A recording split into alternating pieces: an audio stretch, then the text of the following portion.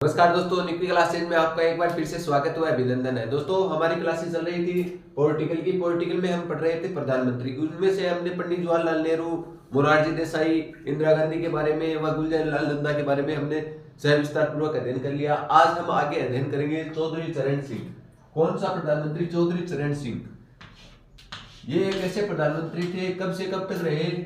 28 जुलाई 1979 से 14 जनवरी 1980 तक तो क्या रहे हैं? प्रधानमंत्री के पद पे रहे। ये एक ऐसे प्रधानमंत्री थे जो कभी भी संसद में नहीं गए। ऐसे प्रधानमंत्री जो कभी भी संसद का सामना नहीं किया या संसद में नहीं गए, नहीं गए। ठीक है दोस्तों, ये क्या है? राष्ट्रपति के विवेक पे क्या बने थे? प्रधानमंत्री बने थे। ये है राष्ट्रपति के विवेक पर बनने वाले पहले पीएम। विवेक पर बनने वाले पहले पीएम थे, पहले प्रधानमंत्री थे।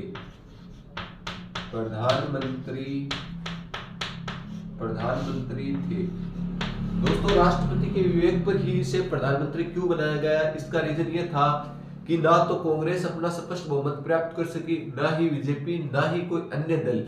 तो राष्ट्रपति ऐसी स्थिति आ जाती है, तो राष्ट्रपति के पास ऐसी शक्ति होती है कि वो अपने विवेक से क्या कर सकता है? किसी को प्रधानमंत्री नियुक्त कर सकता है।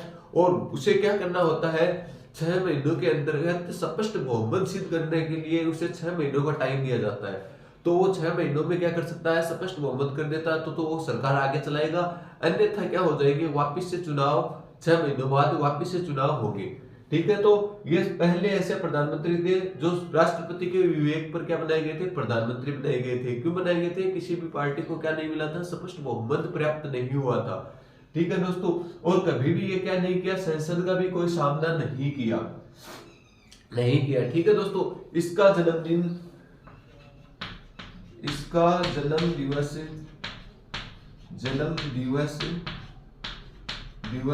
23 दिसंबर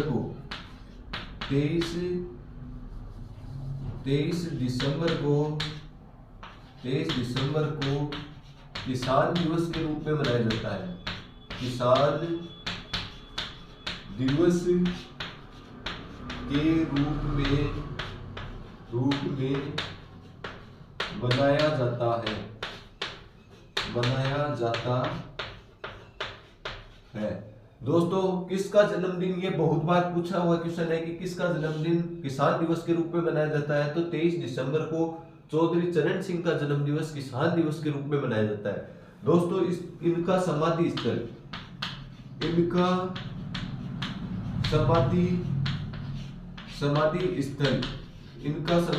कौन सा है? तो ये दिल्ली पुलिस में पूछा हुआ क्वेश्चन है। किसान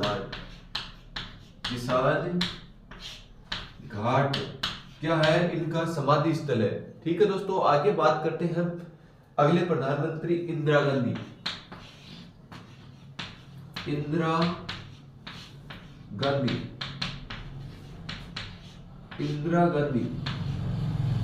गांधी प्रधानमंत्री कब से कब तक रहती है? देखो दोस्तों 14 जनवरी 1980 तक तो ये थे। 14 जनवरी 1980 से 14 जनवरी 1980 से 31 अक्टूबर 1984 तक। 31 अक्टूबर 1984 तक क्या रहती है? इंदिरा गांधी क्या रहती है? प्रधानमंत्री रहती है। वापिस से पहले कार्यकाल 10 वर्ष का पूरा कर चुकी है। इसके बाद में बीच में ये आते हैं चौधरी चरण सिंह। इसके बाद में वापिस इंदिरा गांधी आती है 14 जनवरी 1980 से 31 अक्टूबर 1980। समाधि स्थल इसको इस वक्त इस शासनकाल में ही क्या इंदिरा गांधी को 2 इसके सेनापति थे, उन्होंने क्या कर दी थी? गोली मारकर हत्या कर दी थी। ठीक है दोस्तों, तो यहीं पे लिख लो समाधि स्थल। मैंने पहले भी करवा दिया। समाधि स्थल कौन सा है? शक्ति स्थल। समाधि स्थल कौन सा है? शक्ति स्थल, शक्ति स्थल, शक्ति स्थल को क्या बोलते हैं? समाधि स्थल। इंदिरा गांधी का समाधि स्थल पूछ लिया जाए तो कौन सा है? शक्ति स्थल। एक बात लिख लो, 31 अक्टूबर को एकता दिवस के रूप में मनाया जाता है। एकता दिवस के रूप में मनाया जाता है। एकता दिवस आपको पूछ लिया जाए क्यों मनाया जाता है? यहीं पे क्या हुआ था? सरदार वल्लभ भाई पटेल का क्या था? जन्म दिवस था। एकता दिवस के रूप में मनाया जाता है। कौन सा दिवस? 31 अक्टूबर को। तो एक बार हम फिर से रिवीजन करते हैं।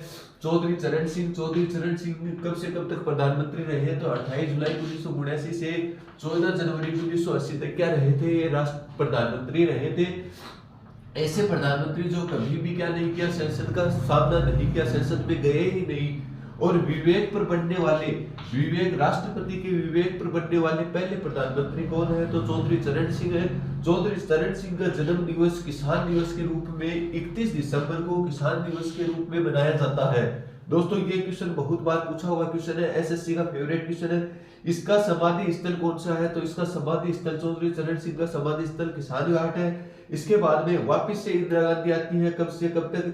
14 जनवरी 1980 से 31 अक्टूबर 1984 को यहीं पे गोली मारकर इंदिरा गांधी की क्या कर दी जाती है? हत्या कर दी जाती है। और इनका समाधि स्थल कौन सा है? शक्ति स्थल है। इन्हीं ने दोस्तों इन्हीं के शासनकाल में क्या लगा था? 2 बार राष्ट्रीय आपातकाल भी लगे थे, वो हमने पीछे की वीडियो में चर्चा कर ली है। अब आप एक बार इसका स्क्रीनशॉट ले। 31 अक्टूबर को एकता दिवस के रूप में मनाया जाता है। ठीक है दोस्तों, एक बार इसका स्क्रीनशॉट ले, फिर हम आगे के प्रधानमंत्री को पढ़ते हैं। दोस्तों आगे बात करते हैं राजीव गांधी कब से कब तक प्रधानमंत्री रहे? तो 31 अक्टूबर 1984 तक। तो कौन थी दोस्तों? इंदिरा गांधी थी। 31 अक्टूबर 1984 से 2 दिसंबर 1989 तक। 2 दिसंबर 1989 तक राजीव गांधी क्या रहे थे? प्रधानमंत्री रहे थे। ये क्या थे? इंदिरा गांधी के ही बेटे थे राजीव गांधी क्या रहे? प्रधानमंत्री के पद पर कार्य किया। ठीक है दोस्तों, इन्हीं के काल को पंचायती राज का क्या बोला जाता है? जनक। इन्हें लिखो, इन्हें पंचायती राज का जनक व सवर्ण काल बोला जाता है। वह सवर्ण काल बोला जाता है। तो बोला जाता है, कहा जाता है, ऐसे लिखो, कहा जाता है। तो दोस्तों पंचायती राज का जनक व स्वर्णकाल किसे कहा जाता है? तो पंचायती राज का स्वर्णकाल राजीव गांधी को कहा जाता है। सर्वप्रथम पंचायती राज की शुरुआत कब हुई थी? 2 अक्टूबर 1959 को नागौर के बगदरी गांव में क्या हुई थी? उस समय उद्घाटन करते कौन थे? पंडित जवाहरलाल नेहरू क्या थे? प्रधानमंत्री थे। ठीक है दोस्तों, और पंचायती राज की विधिवत रूप से शुरुआत कहां से होती है? राजीव गांधी की सरकार से होती है। इन्हीं के समय एक हुआ था 52वां संविधान संशोधन, आपको याद हो तो 52वां संविधान, ये इनके काल में मोस्ट संविधान संशोधन है। 52वां संविधान संशोधन कब हुआ था दोस्तों? 52वां संविधान संशोधन 1985 को तो ये हुआ था। 52वां संविधान संशोधन 1985 को। इनमें क्या था? दल बदल पर रोक लगाई गई थी। दल बदल पर रोक लगाई गई थी। मतलब क्या है? कोई दोस्तों एक पार्टी का व्यक्ति, एक अकेला व्यक्ति किसी दूसरी पार्टी में जाकर शामिल नहीं हो सकता, परंतु संपूर्ण दल है जो जाकर दूसरी पार्टी में क्या हो सकता है? शामिल हो सकता है। ऐसा कानून किसके काल में लाया गया था? 52वां संविधान संशोधन 1985 में दल बदल पे रोक। एक हुआ था 61वां संविधान संशोधन, 61वां संविधान संशोधन, संविधान संशोधन 61वां संविधान संशोधन कब हुआ था दोस्तों? 61वां संविधान संशोधन भी कब हुआ था दोस्तों? आप भी बताओ। 1989 में हुआ था। 1989 में 61वां संविधान संशोधन हुआ था। इसमें क्या किया गया था? मतदान की उम्र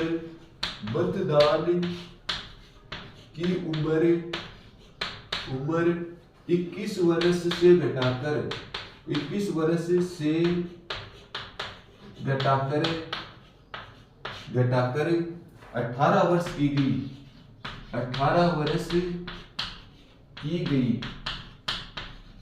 21 वर्ष से घटाकर उम्र 18 वर्ष कौन से संविधान संशोधन के तहत की गई थी? वर्तमान में मतदान की उम्र कितनी है दोस्तों? 18 वर्ष है। ये उम्र 61वां संविधान संशोधन कब हुआ था? 1989 में हुआ था। इसके तहत उम्र घटाकर कितनी कर दी गई? 18 वर्ष कर दी गई। और बात करते हैं इनका समाधि स्थल। दोस्तों डाक सेवा की शुरुआत भी किसने की थी? डाक सेवा की शुरुआत लिख लो दोस्तों, डाक सेवा की शुरुआत इन्हीं के काल से हुई, शुरुआत की थी। डाक सेवा व तार सेवा की शुरुआत की, ठीक है, किन्होंने दोस्तों? राजीव गांधी ने की थी। ठीक है दोस्तों, आगे बात करते हैं राजीव गांधी का समाधि स्थल कौन सा है? तो यहीं पे लिख लो समाधि स्थल। समाधि स्थल कौन सा है दोस्तों? समाधि स्थल वीर भूमि। ये पूछा हुआ क्वेश्चन है, वीर भूमि। एसएससी के फेवरेट क्वेश्चन है, वीर भूमि किसका समाधि स्थल है? तो राजीव गांधी का समाधि स्थल है। राजीव गांधी के बारे में देखो दोस्तों क्या है, 31 अक्टूबर 1984 से 2 दिसंबर 1989 को क्या बने थे? ये प्रधानमंत्री बने थे। पंचायती राज के जनक व स्वर्णकाल के काल को माना जाता है, राजीव गांधी के काल को माना जाता है। और 52वां संविधान संशोधन 1985 में दल बदल पे रोकी। संविधान संशोधन की बात कर लेते हैं दोस्तों, ये पे संविधान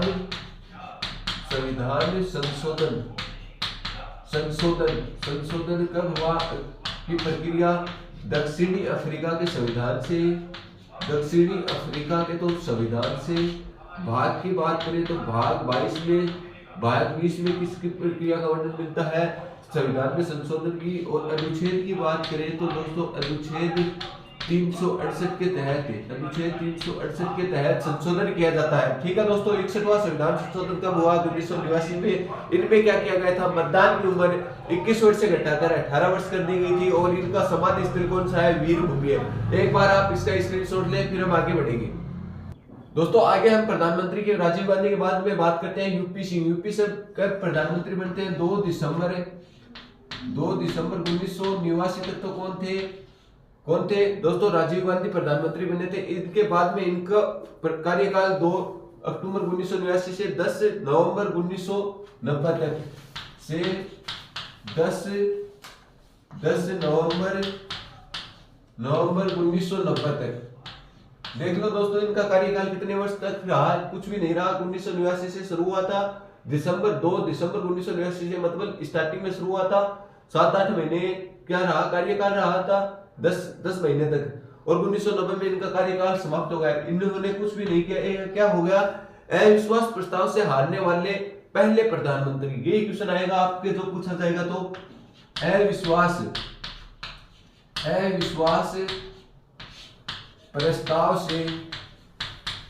प्रस्ताव से हारने वाले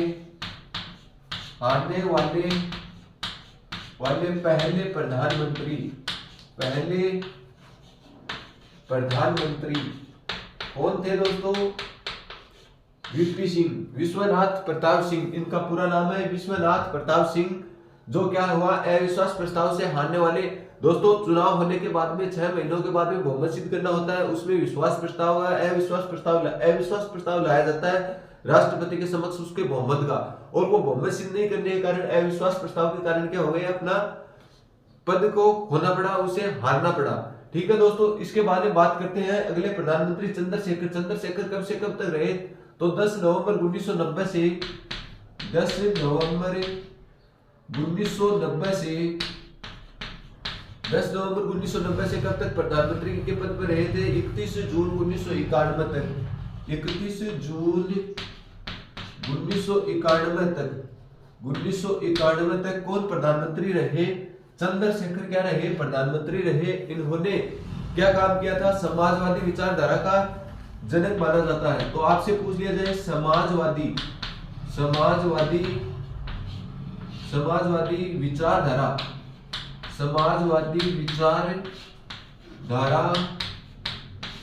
के जनक माने जाते हैं। कौन माने जाते हैं समाजवादी विचारधारा के जनक? तो चंद्रशेखर समाजवादी विचारधारा के जनक माने जाते हैं। और बात करते हैं क्या, यह दिल्ली के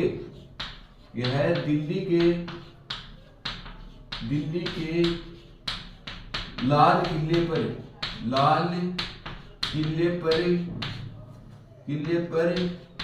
एक भी बार तिरंगा नहीं फहराया।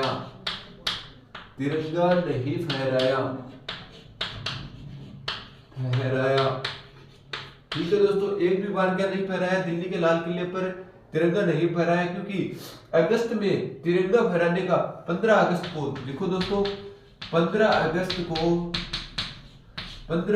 को दिल्ली के लाल किले पर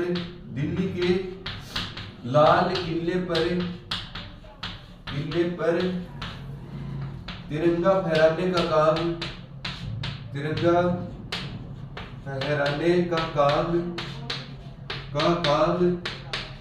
प्रधानमंत्री करता है।